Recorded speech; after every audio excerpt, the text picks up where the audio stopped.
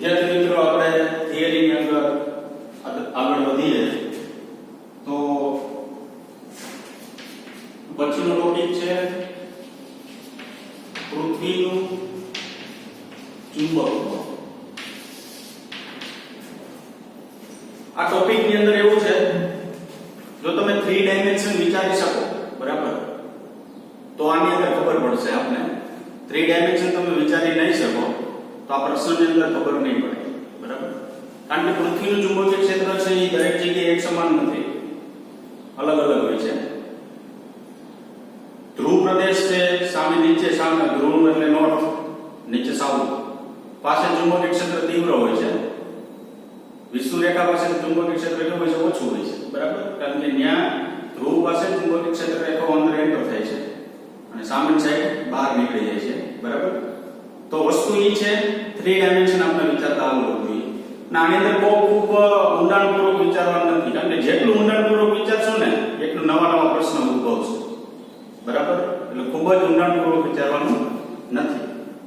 જેટલું આપણે ટેક્સ્ટ આપેલું છે તે પ્રમાણે જોઈએ. તો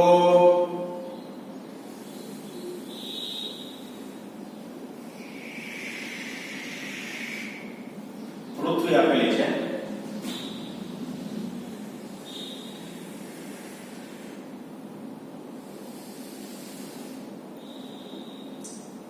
પૃથ્વી છે આમ ફરે છે, બરાબર. North જીઓગ્રાફ, south જીઓગ્રાફ. જીઓગ્રાફ એટલે કેવું હોય? તો ભૌગોલિક.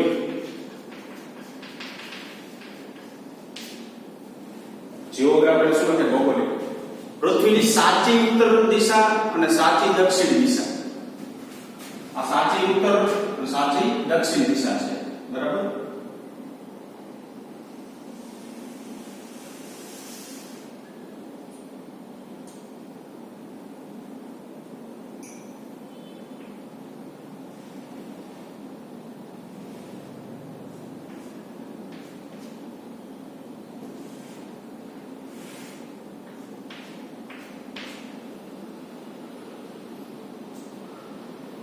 આને કહેવામાં આવે છે નોર્થ મેગ્નેટિઝમ, સાઉથ મેગ્નેટિઝમ.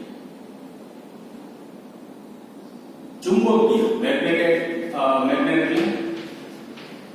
ચુંબકીય ઉત્તર દિશા અને ચુંબકીય દક્ષિણ દિશા, બરાબર.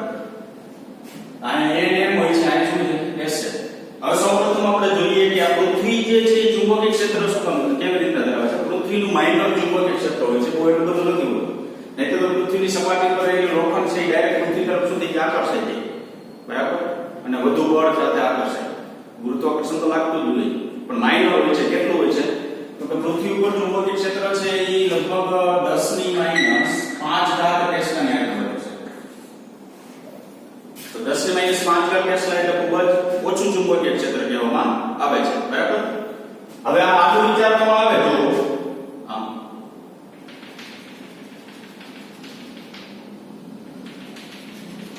એ આપણું વિષુવવૃત્ત છે, તો એને કહેવાય ભૌગોલિક વિષુવવૃત્ત. હવે જો કે આ ઊભી અક્ષ હોય એનું વિષુવવૃત્ત આમ થાય, આડી અક્ષનું વિષુવવૃત્ત જે છે થોડું કેવું થશે? આમ ત્રાંસું થશે.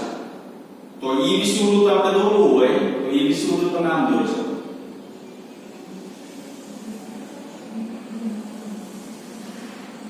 જેને કહેવામાં આવે છે ચુંબકીય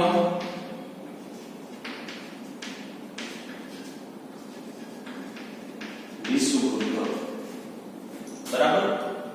ટૂંકમાં સમતલ એક આડું, આ નોર્થ આર્મ છે એનું સમતલ આમ છે, ઊભી અક્ષનું સમતલ આમ, એક છે લંબ સમતલમાં, આમ આડી અક્ષ હોય એનું સમતલ આમ થોડું ત્રાંસું થાય, બરાબર.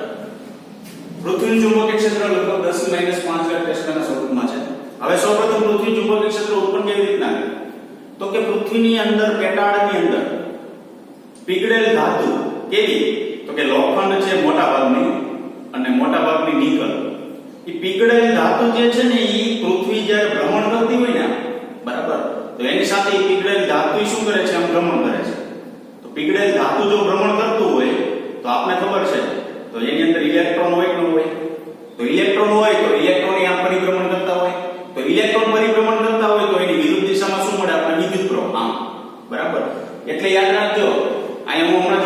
દઈશ, કારણ કે અહીં S પાસેથી ચુંબકીય ક્ષેત્ર રેખાઓ બહાર નીકળે છે અને N પાસે ચુંબકીય ક્ષેત્ર રેખાઓ કેવી થાય છે, અંદર જાય છે. ખરેખર આપણી પાસે શું હોય છે, N પાસેથી બહાર નીકળવી જોઈએ, S પાસેથી અંદર જવી જોઈએ. તો આ પરિસ્થિતિ જે આપેલી છે પૃથ્વીની અંદરના વિસ્તારમાં આપેલી છે. ઉપર ચુંબક જો રાખવામાં આવે ને તો કાયદેસર જે દિશા હોય એ તમને પ્રાપ્ત થશે. એ આપણે હમણાં જોશું, બરાબર. તો શું થશે તો કે અત્યારે આપણે એવું કીધું અંદર પીગળેલ ધાતુ જે છે પરિભ્રમણ કરે છે. પરિભ્રમણ કરશે એટલે આમ પરિભ્રમણ કરશે. તો એની અંદર એટલે ઇલેક્ટ્રોન છે એ આમ પરિભ્રમણ કરશે. ઇલેક્ટ્રોન ગતિ કરે એટલે વિદ્યુત પ્રવાહનું શું થાય, નિર્માણ થાય. તો વિદ્યુત પ્રવાહ જો કોઈ આપણે એવું કીધું કે વિદ્યુત પ્રવાહ કોઈ જગ્યાએ પસાર થતો હોય, ધારો કે આમ પસાર થતો વિદ્યુત પ્રવાહ એટલે આપણે સોલેનોઇડ ગણી શકીએ. તો ધારો કે આમ પ્રવાહ પસાર થતો હોય તો આમ ઇલેક્ટ્રોન પસાર થતો હોય એનો રેવાજી પ્રવાહ જે છે આમ મળશે આપણે એની વિરુદ્ધ દિશામાં, બરાબર. તો વિરુદ્ધ દિશા મળશે તો પ્રવાહ દિશામાં આપણે આંગળીઓ રાખી ચુંબકીય ક્ષેત્ર કેવું મળે, નીચે તરફ. તો આપણે એવું કહેવાય કે આની દિશાની તમને દર્શાવેલી છે. પૃથ્વી આમ કરે છે તો ઇલેક્ટ્રોન બધે આમ કરતા હોય, અંદર પીગળેલ ધાતુના ઇલેક્ટ્રોન બધે આમ કરતા હોય. ઇલેક્ટ્રોન આમ કરતા હોય એટલે ચુંબકીય ક્ષેત્ર કેવું મળે, આપણે આમ થોડું પ્રવાહ આમ મળશે, ચુંબકીય ક્ષેત્ર કેવું મળે, નીચે તરફ. એટલે S પાસેથી બહાર નીકળશે, N પાસે એ શું થશે, એન્ટર થશે. તો S પાસેથી ચુંબકીય ક્ષેત્ર રેખાઓ જો આમ છે, ઉપરથી આમ, અહીંથી આમ જવાનું, ઉપરથી આમ આવવાનું. એટલે આપણે પેલા શરૂઆતની અંદર ચેપ્ટર શરૂઆતની અંદર કીધું હતું કે પૃથ્વીનું ચુંબકીય ક્ષેત્ર છે એ ભૌગોલિક દક્ષિણથી ભૌગોલિક ઉત્તર છે. જો અહીંથી બહાર નીકળે અહીંથી શું થાય, અંદર જશે. તો એનો મતલબ એવો થયો ઈ બહારની વાત છે. પૃથ્વીનું ચુંબકીય ક્ષેત્ર આપણે બહાર, આપણે પૃથ્વી સપાટી ઉપર હોય એટલે પૃથ્વીના પેટાળમાં નથી, આપણે બહાર છે, બરાબર. આપણે બહારની સાઈડ વિચારીએ છીએ, બહારની સાઈડ વિચારીએ એટલે ટોટલ શું થાય, ચુંબકીય ક્ષેત્ર તો કે દક્ષિણથી કેવું થાય, ઉત્તર તરફ થશે. તો અહીંથી બહાર નીકળશે, અહીંથી ચુંબકીય ક્ષેત્ર કેવું થશે, અંદર તરફ થશે. બીજી વસ્તુ એ કે જે મૂળ આપણી પાસે અક્ષ છે તેની અને ચુંબકીય ક્ષેત્રની અક્ષ વચ્ચેનો ખૂણો છે ને એ 11.3 ડિગ્રી જેટલો છે.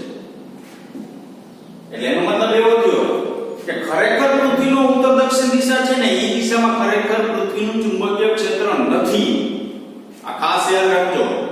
જો ખરેખર ચુંબકીય ક્ષેત્ર હોય ને એ દિશામાં, અત્યારે આપણે ચુંબકીય ક્ષેત્રની દિશા આમ છે, યાદ રાખજો ખાસ, બરાબર. તો જો ખરેખર ચુંબકીય ક્ષેત્ર જે છે ભૌગોલિક સાઉથ ને ભૌગોલિક નોર્થ ની દિશામાં આવતું હોય ને તો આ જે લીટી છે એ આપણે દોરવાની થાય જ નહીં, ડાયરેક્ટ આને દોરવાની, બરાબર. તો આપણે એવું કે પૃથ્વીની ચુંબકીય અક્ષ અને ચુંબકની ચુંબકીય અક્ષ બે એકબીજા પર સંપાત થતી તો આને કોઈ પણ પ્રકારનો ખૂણો બને નહીં. તો થોડી કેવી છે, આમ ઢળતી છે. ઢળતી છે એટલે 11.3 ડિગ્રી જેટલી આમ શું છે, ઢળતી છે. યાદ રાખવાનું ખરેખર ચુંબકીય ક્ષેત્ર રેખાઓ જે પૃથ્વીના સપાટીએથી એન્ટર થાય છે ને ખરેખર આપણી પાસે પૃથ્વીનો ઉત્તર ધ્રુવ નથી અને જ્યાંથી બહાર નીકળે છે ને ખરેખર દક્ષિણ ધ્રુવ નથી. બે વચ્ચે એટલો ગાળો છે, બરાબર. તો ખરેખર આપણી સાચી દિશા આ છે પણ ચુંબકીય ક્ષેત્ર કેવું મળે છે, થોડું ક્રોસની અંદર આપણે પ્રાપ્ત થશે. હવે એક નવું વસ્તુ, ધારો કે આપણી પાસે આ પૃથ્વી છે, આપણે બે વસ્તુ આવશે, અક્ષાંશ અને રેખાંશ. અક્ષાંશ કોને કહેવાય? એક વસ્તુ ચોખવટ કરતો, અક્ષાંશ હંમેશા 0 થી 90 ડિગ્રી ની વચ્ચે હોય છે અને રેખાંશ છે ને 0 થી 180 ડિગ્રી ની વચ્ચે હોય છે. આ આપણી પાસે શું થી નોર્થ થી, આ શું થી સાઉથ થી, આ શું થી ઈસ્ટ થી, આ શું થી વેસ્ટ. સમજો બરાબર. હું તમને ચોખવટ કરાવું છું, અક્ષાંશ કોને કહેવાય અને રેખાંશ કોને કહેવાય. આ નોંધમાં તમારે લખવાનું છે, બરાબર. શું કીધું અક્ષાંશ? મેં લખી નાખું તમને. અક્ષાંશ છે એ કેટલામાં લેવાનું તમારે? 0 ડિગ્રી થી 90 ડિગ્રી આવે અને રેખાંશ કેટલાથી આવે? 0 થી હંમેશા 180 ડિગ્રી આવે. હવે બીજી વસ્તુ, અક્ષાંશ કોને કહેવાય? આપણે ગુરુત્વાકર્ષણની અંદર ટોપિક હતો પણ નીકળી ગયો તો કહી દઉં. પૃથ્વીની સપાટી પરનું કોઈ પણ સ્થળ, પૃથ્વીની સપાટી પરનું કોઈ પણ સ્થળ પૃથ્વીના કેન્દ્ર સાથે આંતરેલો ખૂણો, એટલે આ કઈ ધારો કે લેમ્બડા જેટલો શું આંતરે છે ખૂણો. વિષુવરેખા એ કેન્દ્ર સાથે આંતરેલો ખૂણો. પૃથ્વીની સપાટી પરનું કોઈ સ્થળ ત્યાંથી કેન્દ્ર સુધી લીટી દોરવાની, એ વિષુવરેખા સાથે જે ખૂણો આંતરે ને શું કહેવાય? અક્ષાંશ કહેવાય. તો આપણે અહીંયા અક્ષાંશ કયો ને એટલે આ ઉપરનું સમતલ થયું આખું જો.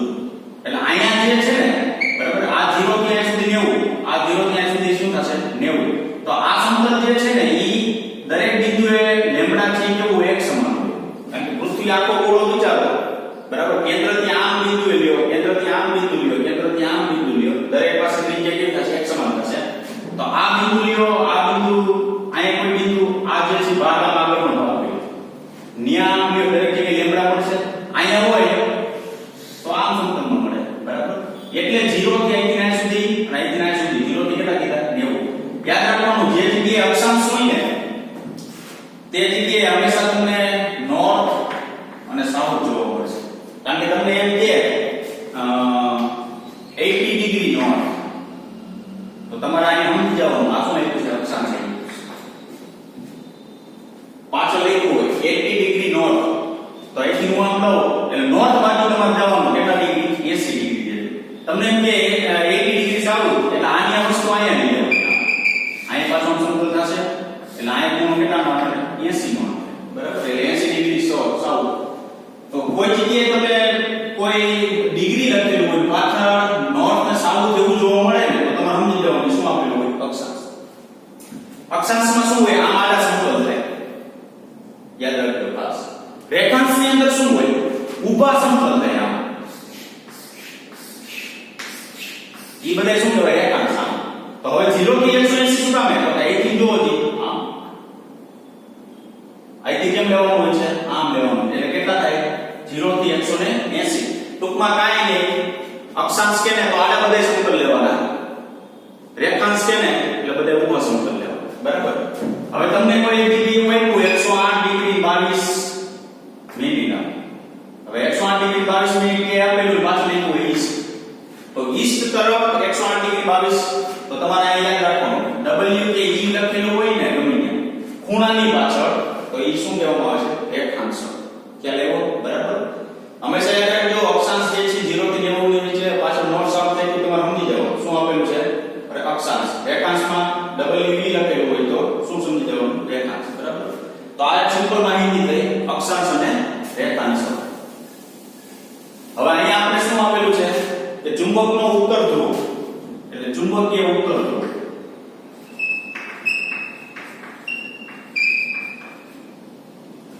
ચુંબકીય ઉત્તર જે છે 79.74 ડિગ્રી નોર્થ, એટલે અહીંયા કે થશે. અહીંથી નામ સમતલ દોરી શકો અહીંથી નામ, બરાબર? એટલે અહીંયા કોણ તમારે 79 જેવો કઈ આવશે. 79.74 degree north, 71.8 degree waste.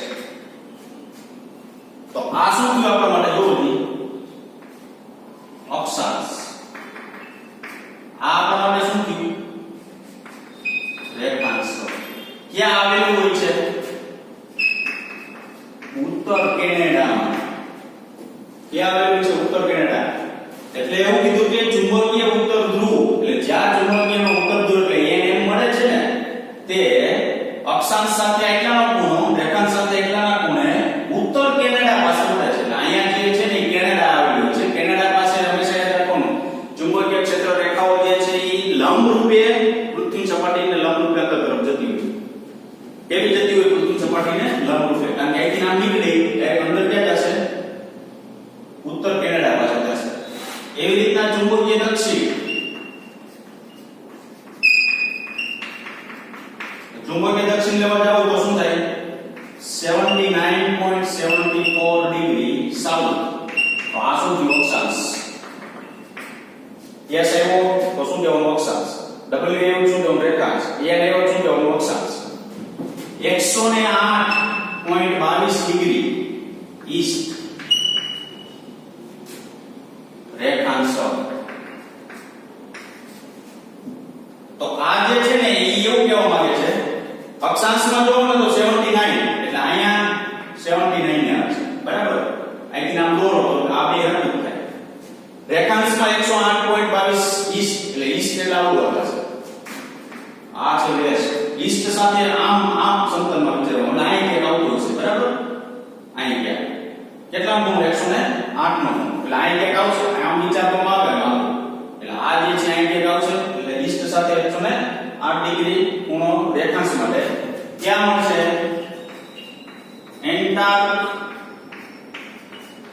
Antarctica અહીંયા હંમેશા યાદ રાખો કેનેડા આવેલું છે અહીં શું આવેલું છે એન્ટાર્કટિકા આવેલું છે કેનેડા પાસે ચુંબકીય ક્ષેત્ર રેખાઓ અંતર તરફ જાય છે એન્ટાર્કટિકા પાસે ચુંબકીય ક્ષેત્ર રેખાઓ જે છે શું આવે છે બહાર તરફ આવે છે બરાબર એટલે આપણે એવું કહેવાનું કે પૃથ્વીના ઉત્તર ધ્રુવ પાસે ચુંબકીય ક્ષેત્ર રેખાઓ અંદર જાય છે દક્ષિણ ધ્રુવ પાસે ચુંબકીય ક્ષેત્ર રેખાઓ શું આવે છે બહાર આવે છે સૌથી અગત્યની વસ્તુ યાદ રાખજો હું અહીંયા ચુંબક રાખી દઉં ધારો કે આમ ચુંબક રાખી દઉં આ એને નોર્થ કીધું આ શું કીધું સાઉથ આ પૃથ્વીની અંદર રાખેલો ચુંબક છે તો જ અંદરની દિશામાં આમ ગોઠવાશે ખરેખર યાદ રાખજો પૃથ્વીની સપાટી પર રાખવામાં આવે ને ચુંબક આમ ગોળો હોય પૃથ્વીની સપાટી પર રાખો તો અહીંથી ચુંબકીય ક્ષેત્ર રેખા બહાર નીકળે અહીંથી કેવી જશે અંદર જશે તો ધારો કે આમ છે આપણી પાસે આ પૃથ્વીની સપાટી ઉપર મેં રહી બરાબર અહીંથી ચુંબકીય ક્ષેત્ર રેખાઓ આમ અંદર જશે અહીંથી ચુંબકીય ક્ષેત્ર રેખાઓ શું નીકળશે આમ બહાર નીકળશે પણ અહીંયા પ્રણાલી એક એવી ઉપયોગ કરવામાં આવે છે ખરેખર પૃથ્વીનો ચુંબકીય ઉત્તર ધ્રુવ પાસે ખરેખર ચુંબકનો દક્ષિણ ધ્રુવ હોય છે ખરેખર ઉત્તર ધ્રુવ પાસે પૃથ્વીનો શું હોય છે દક્ષિણ ધ્રુવ તો હું આ ચુંબક જે છે આમ રાખી દઉં ધારો અહીંથી ચુંબકીય ક્ષેત્ર રેખાઓ અંદર ગઈ અહીંથી શું નીકળે બહાર નીકળે બરાબર તો અહીંયા અંદર જશે ને તો આ ખરેખર જે છે ને એ અંદરની વાત થઈ ક્યાંની વાત થઈ પૃથ્વીની અંદરની વાત થઈ હું બહાર ગયા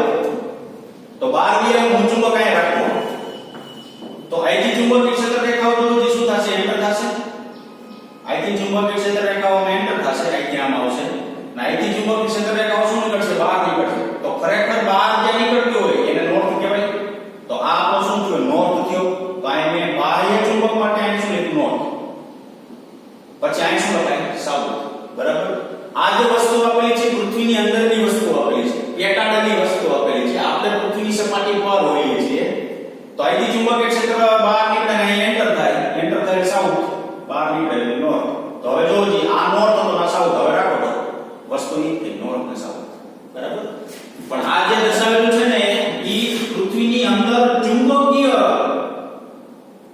ઉત્તર ધ્રુવ અને ચુંબકીય દક્ષિણ ધ્રુવ ચુંબકનો ઉત્તર ધ્રુવ ચુંબકનો દક્ષિણ ધ્રુવ નથી કીધું ચુંબકીય ઉત્તર ધ્રુવ અને ચુંબકીય દક્ષિણ ધ્રુવ કીધું પણ આ વાત બધી અંદરની છે આપણે જે વાત કરવાની છે બહારની વાત કરવાની સપાટીની તો સપાટી પાસે ખરેખર જે છે ઈ ઉત્તર દક્ષિણ દિશા બતાવે છે ના એક છેલ્લે પ્રણાલી લખેલી છે શું તો કે ચુંબકની પૃથ્વીની સપાટી પર જ્યારે ચુંબકે સોય રાખવામાં આવે ને ત્યારે ચુંબકનો ઉત્તર ધ્રુવ ખરેખર પૃથ્વીના ઉત્તર ધ્રુવ બાજુ રહે છે બરાબર પણ આ પ્રણાલી જે છે એ કેવી રીતના નક્કી કરવામાં આવે છે તો કે પ્રણાલી એટલા માટે નક્કી કરવામાં આવે છે કે બાહ્ય તરફ જો પૃથ્વીની સપાટી ઉપર બાહ્ય પૃથ્વીની સપાટી ઉપર પૃથ્વીની સપાટી ઉપર જો જોવામાં આવે ને તો ખરેખર ઉત્તર ધ્રુવ જે છે ઉત્તર દિશામાં દક્ષિણ ધ્રુવ ક્યાં રહે છે દક્ષિણ દિશામાં બરાબર પણ તમે આમ વિચારો ને ઇમેજિંગ કઈ કરો ને તો આ તમે અંદરનું કરો છો અંદર કરો છો એટલે તમને પેલો પ્રશ્ન એ થાય કે અહીં બહાર કેમ નીકળે છે અહીં અંદર કેમ જાય છે પણ તમે જે વાત કરતા હોય ને એ ક્યાં કરતા હોય સપાટી ઉપરની વાત કરતા હોય તો સપાટી પરની વાત કરતા હોય તો ખરેખર શું છે તો કે જ્યાં બહાર નીકળે છે એ સાઉથ અંદર જાય છે ખરેખર કોણ થશે નોર્થ જ થશે બરાબર એટલે છેલ્લે પેરેગ્રાફ આપેલો છે પ્રણાલીનો એ પ્રણાલી જે છે એ આપણે આમ મેન્ટલી એવું લાગે કે દક્ષિણ બાજુ ઉત્તર રહે છે ઉત્તર બાજુ દક્ષિણ રહે છે પણ ખરેખર જોતા એવું લાગે છે પણ બાહ્ય પૃથ્વીની સપાટી પર જો ચેક કરવામાં આવે ને તો ખરેખર ચુંબક જે છે એની ચુંબકીય ક્ષેત્ર રેખાઓ બરાબર જ કામ કરે છે ત્યારે એવો બરાબર થોડું આમાં વિચારવા જેવું છે એટલે ખાસ ધ્યાન રાખજો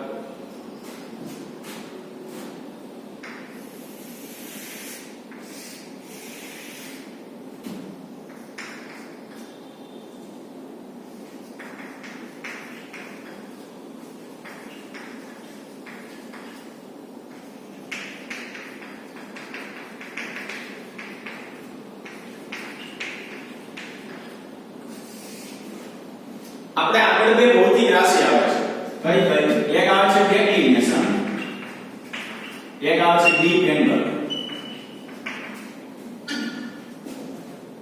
ડેક્લિનેશન અંગ્રેજી શબ્દ છે કેપિટલ ડી વડે ડીપ એંગલ એટલે ઇન્ક્લિનેશન કહેવાય અથવા નમન કોણ કહેવાય ગુજરાતીમાં એને કેપિટલ આઈ વડે દર્શાવો આ બે ભૌતિક રાશિ છે ને એ સાબિત કરવા માટે આપણે પહેલા આ બેની વ્યાખ્યા જોઈએ તો આ બે ભૌતિક રાશિ સાબિત થાય. કઈ કોની?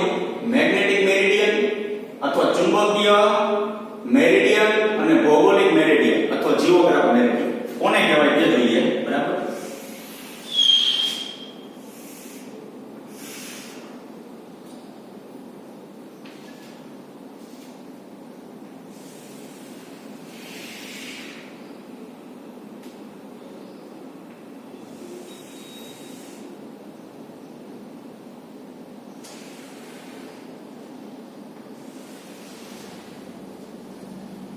આ છે આપણું ભૌગોલિક મેરિડિયન. આ છે મેગ્નેટિક મેરિડિયન. ચાલો હવે જોઈએ વ્યાખ્યા. વ્યાખ્યા હું લખું છું. સૌપ્રથમ લખી ભૌગોલિક મેરિડિયન.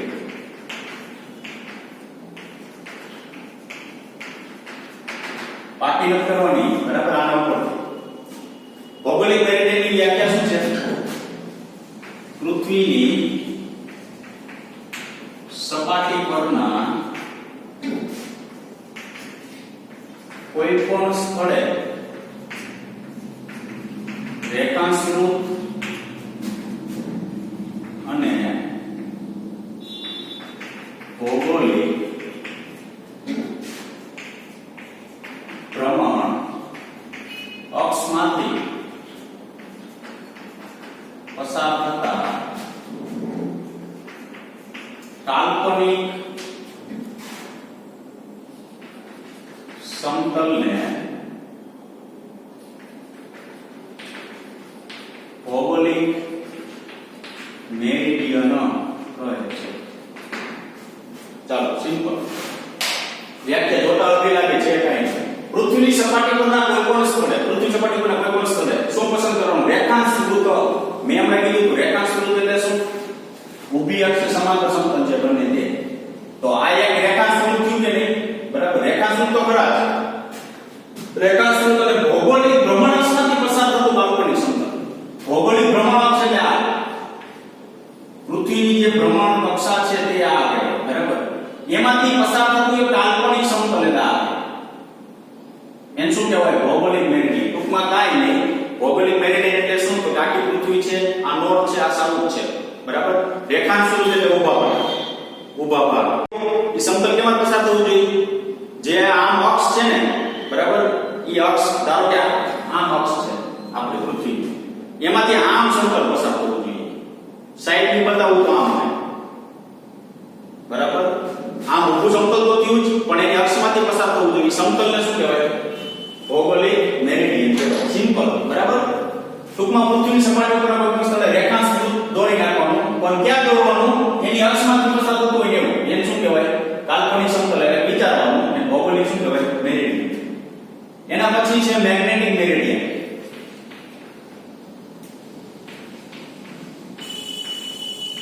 મેગ્નેટિક મેરિડિયન કોને કહેવાય? પૃથ્વીની સપાટી પરના કોઈ પણ સ્થળે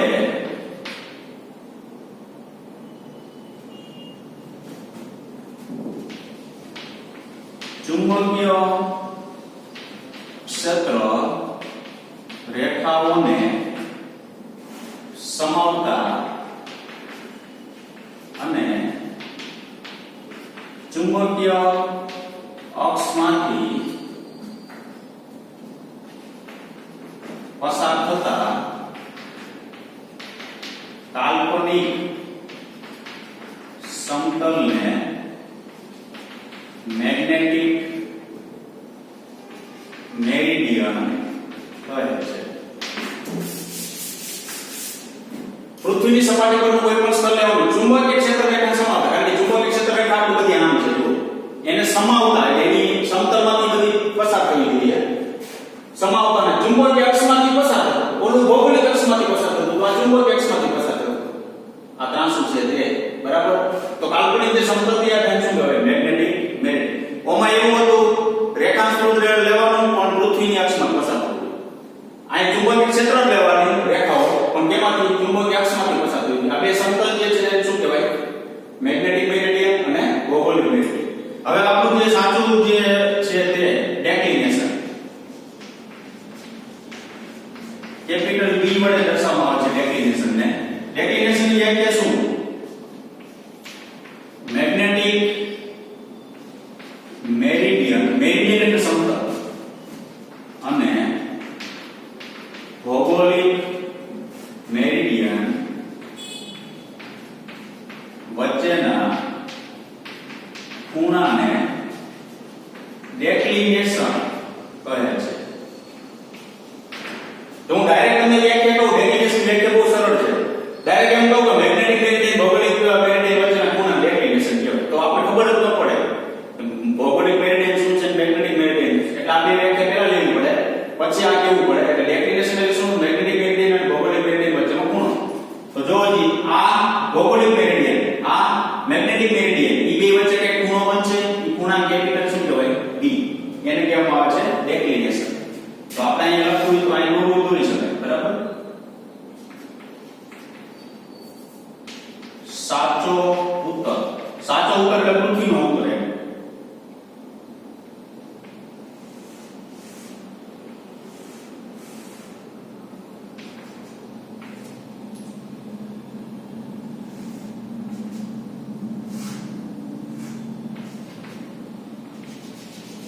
આ બે વચ્ચે ખૂણા શું કહેવાય ડેક્લિનેશન ડેક્લિનેશન જે છે ને ઈ અહીંયા આપણે ભારત માટે આપેલું છે કે ઇન્ડિયાની અંદર ડેક્લિનેશન ખૂબ ઓછું હોય છે શું કામ તો કે ઇન્ડિયા છે ને ઈ અહીંયા આવેલું છે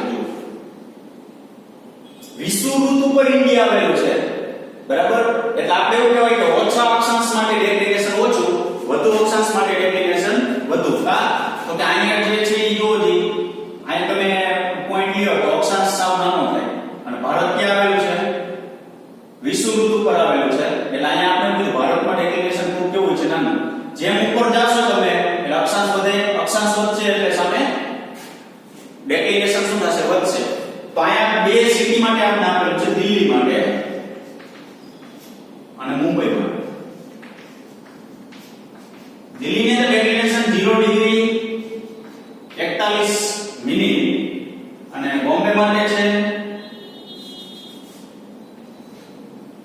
0 ડિગ્રી 58 બરાબર હવે અહીંયા તમને શું આપેલું છે દિલ્હી માટે છે ને આપણે ઈસ્ટ આપેલું છે અહીંયા વેસ્ટ આપેલું છે કારણ કે ઈસ્ટ વેસ્ટ માં કામ કરવાનું છે વિષુવવૃત્ત પર આપણે આવેલા છે એટલે ઈસ્ટ વેસ્ટ માં કામ કરવાનું એટલે એવું કહેવામાં આવે છે ખરેખર દિલ્હી જ્યાં ડેક્લિનેશન ઓછું જો આ ડેક્લિનેશન કેટલું છે આપણે પૃથ્વી માટે ઉદાહરણ આપેલું 11.3 જે ડેક્લિનેશન ઓછું હોય ને ત્યાં ખરેખર સાચી ઉત્તર દક્ષિણ દિશા દર્શાવે તો જોવો જી આ છે આમ ત્રાંસુ છે આમ સીધું થાય એટલે ખૂણો ઘટતો જાય ખૂણો ઘટીને આની ઉપર આવી જાય ખૂણો 0 થઈ જાય તો ખરેખર સાચી ઉત્તર દક્ષિણ દિશા આપણે ચુંબક દર્શાવે અત્યારે આ સાચી દર્શાવતું નથી તો આ ખૂણો જે છે એપ્રોક્સિમેટલી તમે 0 કહી શકો બરાબર તો એપ્રોક્સિમેટલી 0 કહી શકો તો આપણે એવું કહેવાય કે દિલ્હી કે બોમ્બે જાવ ને ત્યાં આપણી કંપાસ બોક્સ જે સોય છે એ ખરેખર સાચી ઉત્તર દક્ષિણ દિશા દર્શાવે છે ખ્યાલ એવો બરાબર એટલે આ વસ્તુ ખાસ ધ્યાનમાં રાખજો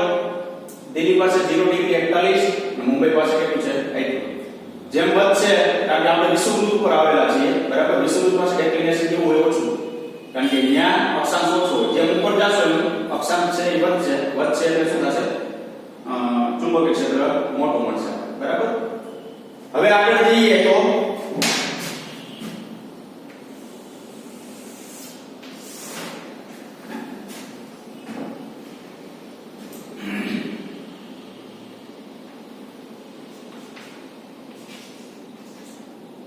deep angle capital I deep angle capital I અથવા inclination કહેવાય અથવા નમન કોણ કહેવાય અથવા મેગ્નેટિક deep angle કહેવાય બરાબર આ બધા અલગ અલગ નામ છે શું છે વ્યાખ્યા મેગ્નેટિક મેરિડિયનમાં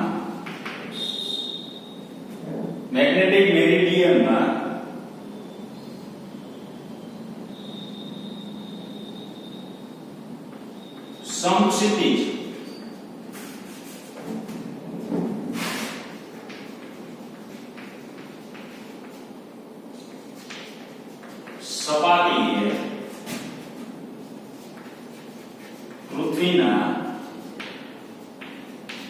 ચુંબકીય ક્ષેત્ર સાથે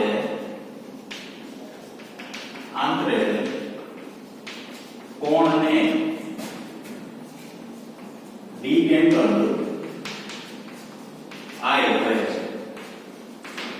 ટૂંકમાં તમે કોઈ પણ સપાટી ઉપર ઊભા હોય ત્યાં તમારે એનો સમસ્થિતિ ઘટક કરવાનો. સમસ્થિતિ ઘટક એટલે પૃથ્વીને સમાંતર જે ઘટક મળે તે અને પૃથ્વીનું ચુંબકીય ક્ષેત્ર એ બે વચ્ચેનો ખૂણો એટલે શું કહેવાય? Deep angle. મેગ્નેટિક મેરિડિયનમાં ચુંબકીય ક્ષેત્રમાં સમસ્થિતિ સપાટીએ પૃથ્વીના ચુંબકીય ક્ષેત્ર સાથે આંતરેલો કોણ ને શું કહેવાય? Deep angle. હું એક ઉદાહરણ આપું તો તમને.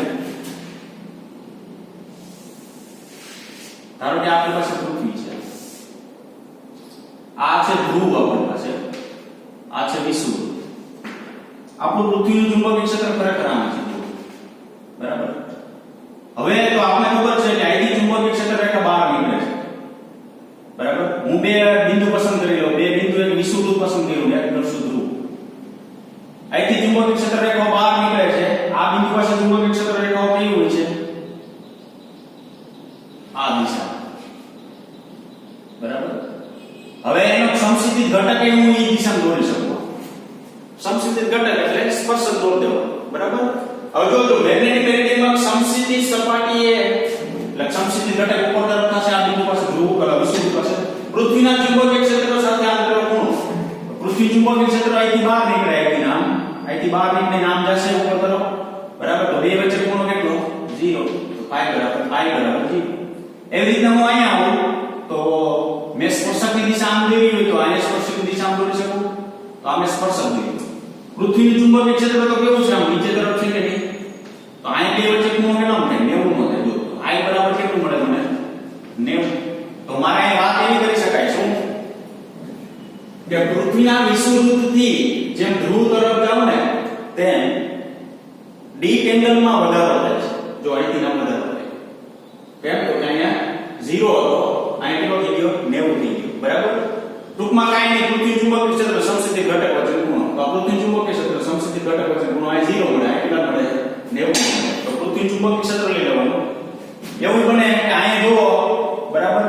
તો ધારો કે અહીંયા મારે ખૂણો લેવો હોય તો અત્યારે પૃથ્વી ચુંબકીય ક્ષેત્ર આમ છે, સમસ્થિતિ ઘટક આમ છે, બરાબર.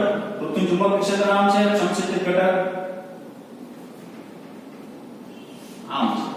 તો અહીંયા કઈક મને કઈક અલગ મળશે, જો, બરાબર. તો આપણે એવું કહેવાય કે પૃથ્વીની સપાટી પરના દરેક બિંદુએ ડીપ એંગલ જે છે એ એક સમાન મળતો નથી. દરેક જગ્યાએ ડીપ એંગલ છે એ કેવો મળે છે? આપણે જુદો જુદો ડીપ એંગલ મળે છે, બરાબર. અને પૂછે તો વિષુવવૃત્તથી ધ્રુવ તરફ જવામાં આવે ત્યારે ડીપ એંગલના મૂલ્યમાં શું થશે? વધારો થશે, બરાબર. હવે ત્રણ પ્રાચલો છે, ત્રણ પ્રાચલો આપણે ભણવાના છે. સૌપ્રથમ ખરેખર પૃથ્વીના ચુંબકીય ક્ષેત્રની અંદર ઉપયોગમાં આવતા પ્રાચલો કોણ છે? તો કે પહેલા તો ડીપ એંગલ, ડેક્લિનેશન, કેપિટલ ડી. પછી આવશે ડીપ એંગલ,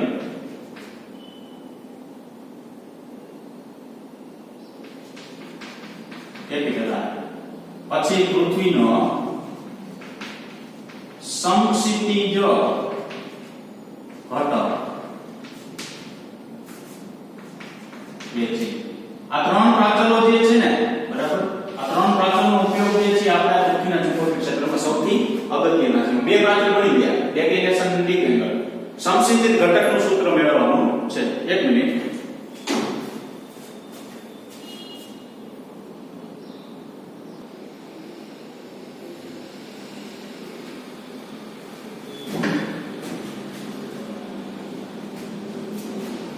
હવે હું અહીંયા જે આકૃતિ દોરું છું ને એ ખરેખર તમને જે રિયલાઇઝ થશે ને એ આકૃતિ દોરું છું. તમને જો પૂછે, બરાબર, તો ટેક્સ્ટની અંદર જે આકૃતિ આપેલી છે ને એ પ્રમાણે તમારે દોરવું છે.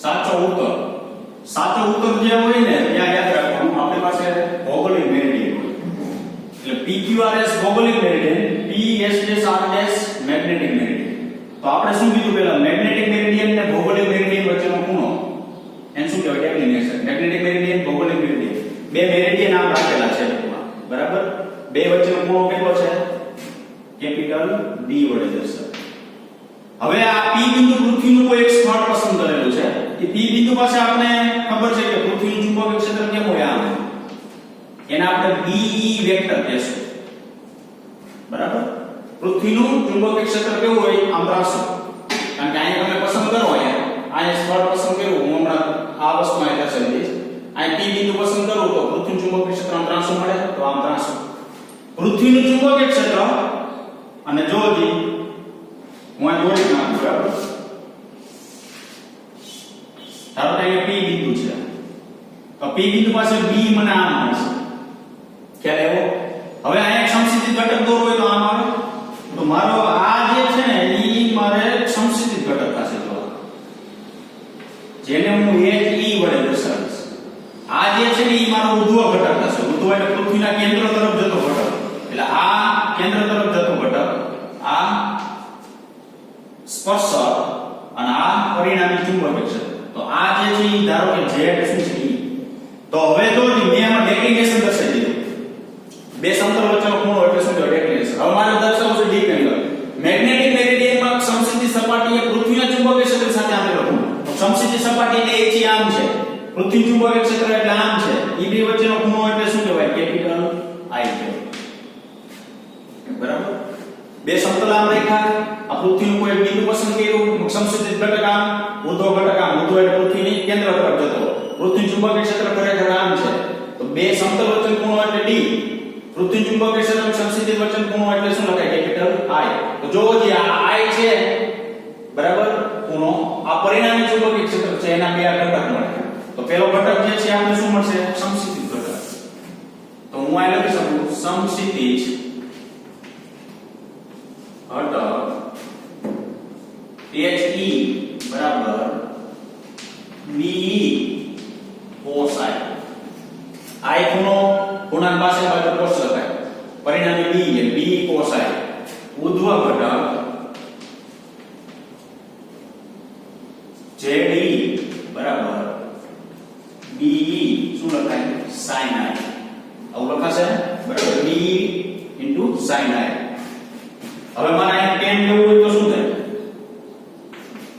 tan I તો tan I લેવું હોય તો હું અહીં ZE બાય શું લખી શકું HE y x tan બરાબર y x પરિણામી ચુંબકીય ક્ષેત્ર લેવું શું લખી શકાય તો કે B બરાબર અંડર રૂટ